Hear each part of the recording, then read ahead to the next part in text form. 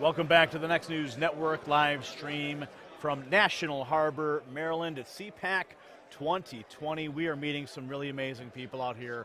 The energy is high. Activists and influencers, newsmakers, politicians are plentiful, and we're having some great dialogue. Right now, I'm joined by somebody who's running for office, Tim Fazenbaker. He's running for Congress in Maryland's 2nd District. And if you don't know where that encompasses part of Baltimore. Now, Baltimore's been in the news lately. Why? Well, because, of course, Elijah Cummings passed away unexpectedly. And President Trump put a target right on that city when he said it's rat-infested, rodent-infested, only repeating the same words that have been used to describe it by its own mayor. So when you do that, you're called a racist. That's how it is these days. But we know the truth, and we're going to talk about that right now with Tim. Welcome. Thank you very much. Pleasure to be here. Absolutely. So let's talk about Baltimore. Is it really as bad as the president says it is? It is. And it hurts a lot of people in Baltimore to see the negative press, but it's what's needed. And we thank President Trump because these issues have been there for decades, but nobody would bring them to the forefront. The media didn't touch it. When President Trump called out what was going on, all the communities knew it was real. You have rats. You have crime. We have murder capital per person in the entire nation. The corruption runs deep in this city, and it's been run by Democrats for 60 years. People have had enough, and it's time to change. Baltimore will be a powerhouse again. We lost many of our manufacturing jobs. It's become a secondary city to something like Washington, D.C., where it's the redheaded stepchild in a sense. Have Trump's economic policies helped to change Baltimore? Generally, yes. Yeah, generally, yes, but across the nation. Now, Baltimore and the governor and the elected officials won't work with President Trump. They openly say they're supporting the fake impeachment that was going on. They antagonized President Trump. And what's happening is Baltimore is not getting the resources that, well, we're getting the resources, but they're getting allocated in funny ways, we'll just say. But we're not getting as much success as the rest of the nation because we won't work with President Trump. We should be having our steel manufacturing facilities back in Baltimore, right where we used to have what was called Bethlehem Steel. It was the powerhouse of the world. We helped push World War II. It's gone. We're not getting those steel plants back. Other states like Pennsylvania are, because they will work with President Trump, and they're trying to invest into heavy manufacturing again. Baltimore is against all that, and it's hurting only the people first before it hurts anyone else. It's always heartbreaking to see when you have politicians of major cities like Chicago, and the mayor says, you know, I'm not even going to take the president's phone call. The president comes in last year to host a fundraiser, completely, the mayor snubs him. Yeah. And then you have these groups, sporting teams. They refuse to go to the White House. And I always say these are missed opportunities. Yeah. If you really have a beef with the president, take it to him directly, and that's your opportunity. And that's what you're seeing happen in Baltimore. Yeah, it's the same thing as if you have an issue with somebody, at least discuss it. You still might not agree, but at least it'll be amicable. But when you're adversaries and you just butt heads and you don't work on something, you get issues like Baltimore, where, okay, you're not going to let me help you, then there's nothing I can do. And the people are the ones that suffer. And the sports teams, you know what? If the sports teams don't want to go there, let a disabled veteran go and take their place. You you guys are just sports people. We love sports generally, but there's more important people in life than an athlete who's expressing their political disdain. So the Democrats have had a stranglehold on Baltimore, on your district. Yes. And the results we can see, rat-infested, rodent-infested. But what do you think about the chances of flipping that district? Yes. We need to get people like you in Congress so we can prevent another ripping of the State of the Union. I'll never rip the State of the Union. I'll just go on record for that. So, yes, this seat is flippable. We've had many high-profile people say this is the seat in Maryland that can flip. The reason being is Dutch Ruppersberger is the current congressman. He's been in office for 42 years in some form. I'm 41, so he's been there longer than I've been alive. Dutch is now out of touch. He is moved so far to the left because he was afraid of people like AOC and Ilhan Omar.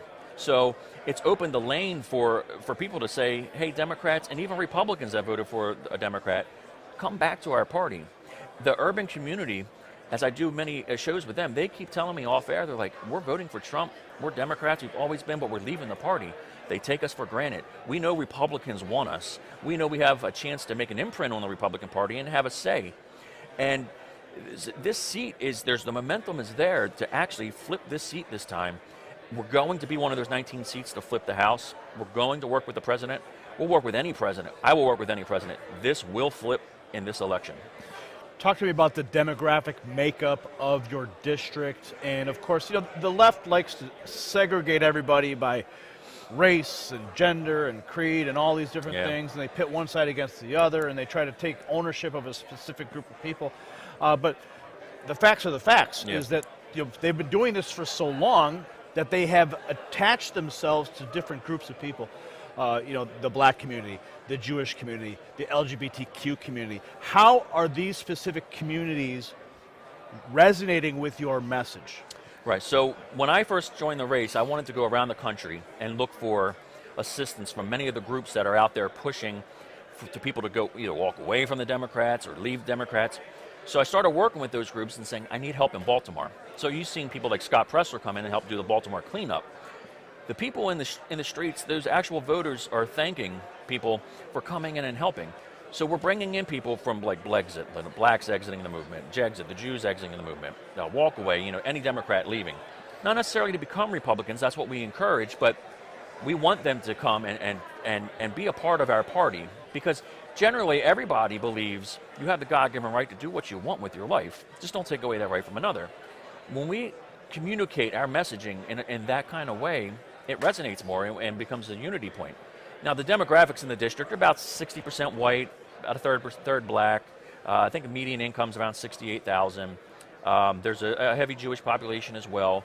I work in these communities. Many Republicans in the past wouldn't go and speak in these communities. I will, because I'm not trying to be a politician. I have my own career, and I've been fine in life. What I want to do is I want to work for the people, which is the ultimate thing of what a true representative is.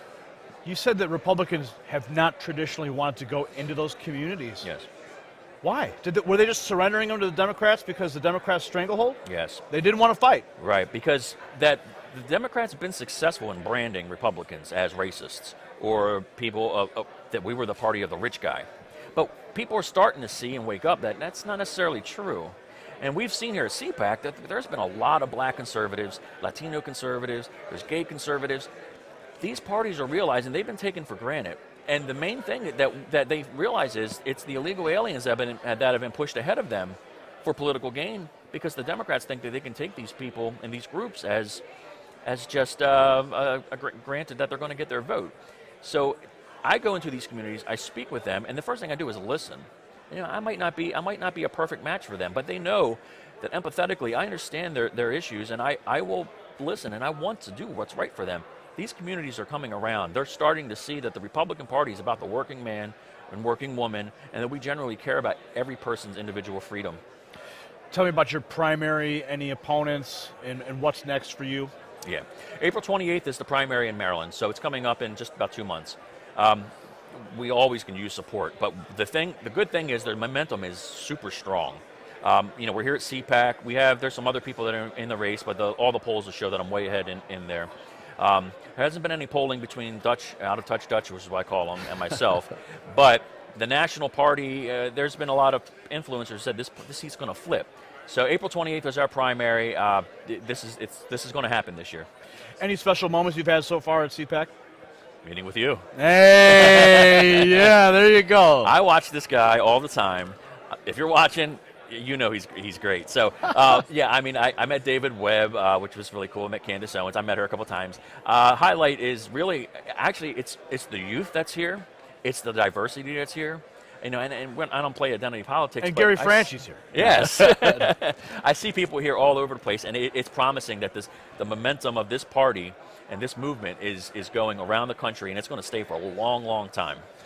That's what's so beautiful about these types of gatherings. It's been a long time since I've come out to one of these, and It's just awesome. All the bonds, the friendships, the energy, when you take it away and you hit the ground running when you go home. Yeah. And that's what you've got to do, too. When you That's get it. home, you're going to hit the ground running, and you're going to take that district, you're going to flip it, Yep. and we're going to get you into Congress. I'm trying to wrap up this interview, but I keep coming up with new questions because we talked about when you go to Congress, you know, you got Nancy Pelosi there. We got to get her out. We got to get her out. She's absolutely insane. Yes. And she's from Baltimore originally, in case you didn't know that. I didn't know that. But what did you think when you saw that State of the Union address? And she ripped up the State of the Union. So I was an executive in mental health for a long time. And one thing that you learn, especially in something like politics, if you're going to be in the public eye, is don't have those antics in the background that take away and become a distraction. And as soon as the State of the Union started, she did those little twitches in the background, and it became a distracting. And then people would become sympathetic towards the president when they see that, going that she's being disrespectful. And when she ripped the State of the Union up at the end, it was not only a slap in the face for the president, but a slap in the face for all those people that were there at the State of the Union that were being honored, plus all the millions of Americans that are out there that support the president or support the nation, whether they support the president or not. Nancy is in a tough battle because her party is moving so far to the left, she doesn't know how to hold on to it.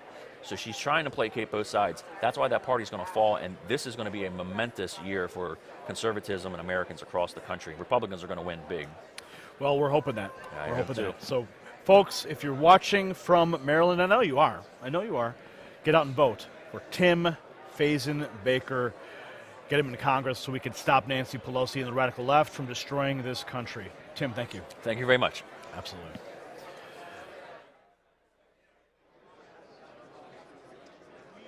We'll be back.